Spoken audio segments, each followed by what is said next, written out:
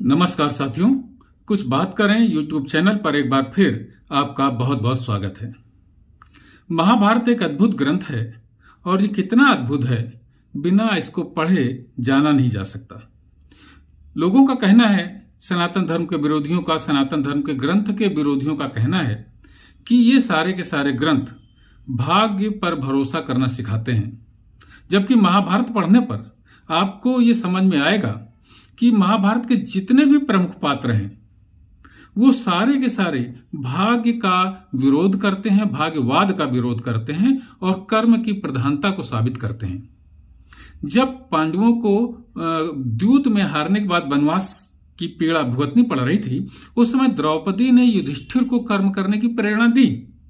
द्रौपदी बहुत ही तेजस्वी कैरेक्टर है महाभारत का, और उसने युधिष्ठिर को कहा कि आप सिर्फ वनवास मत भोगिए, अपने वास्तविक कर्म को आप करिए। और इसके बहाने महाभारत के लेखक ने कर्म की महत्ता पर जो प्रकाश डाला है वो आज भी प्रासंगिक है।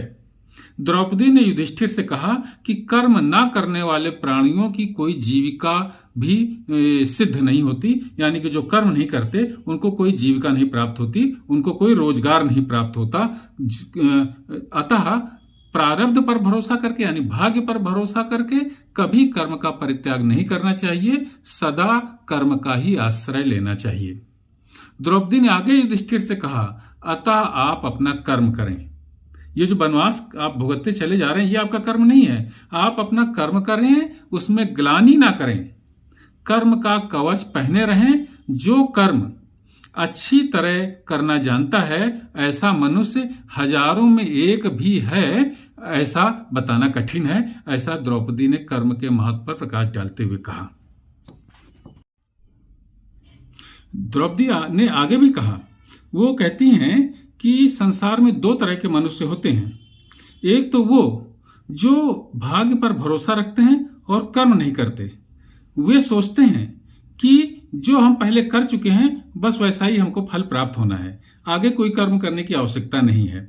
ये एक तरह के मनुष्य होते हैं।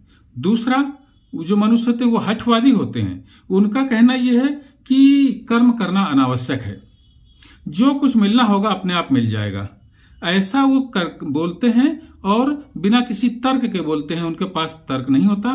तो द्रौपदी ने युधिष्ठिर से कहा कि ऐसा सोचने वाले दोनों प्रकार के जो मनुष्य हैं वो मूर्ख होते हैं।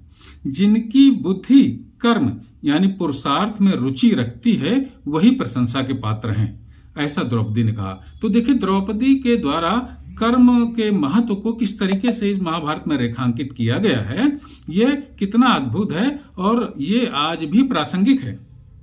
आज भी हमारे आपके मोटिवेशन के लिए महाभारत में कितनी अच्छी अच्छी बातें लिखी हुई हैं। तो मेरा मकसद ये है साथियों कि हम जिस परंपरा को वहन करते हैं वो परंपरा सनातन धर्म की परंपरा है, सनातन धर्म के ग्रंथों की परंपरा है। ये ग्रंथ सिर्फ पूजा पाठ की वस्तु नहीं है, ये ग्रंथ हैं जिनको एक समाज विज्ञान का, कर्म विज्ञान का ग्रंथ समझ करके हमें इनको उसी तरीके से पढ़ना चाहिए जिस तरीके से कि आज हम मोटिवेशनल बुक्स पढ़ते हैं।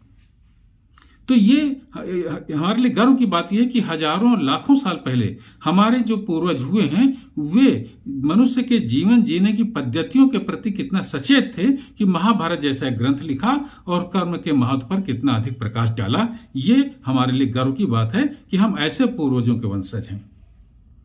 तो साथियों, कर्म के विषय पर आज बस इतना ही। महाभारत के महत्व का उद्देश्य बताना मेरा मकसद रहता है और कल किसी और मुद्दे पर महाभारत से ही और चर्चा करूंगा। तब तक के लिए जय हिंद, वंदे मातरम।